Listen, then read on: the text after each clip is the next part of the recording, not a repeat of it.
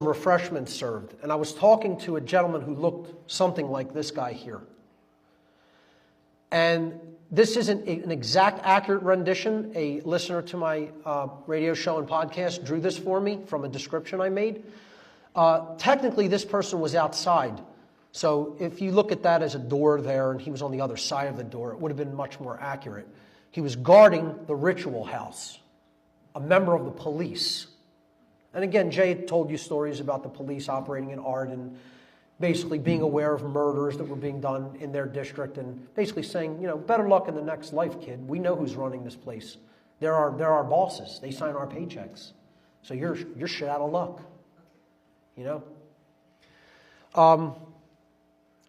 They got a police officer to actually guard the ritual house on this high holiday of the Satanic year.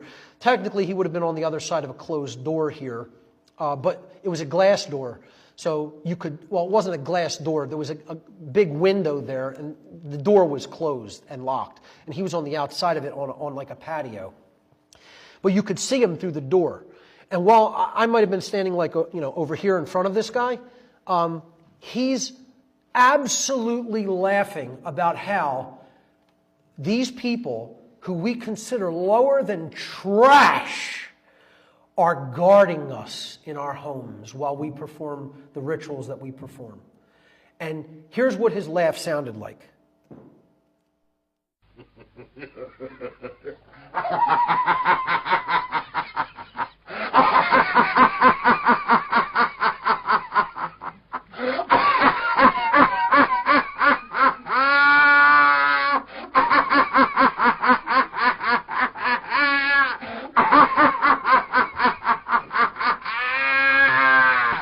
Almost identical.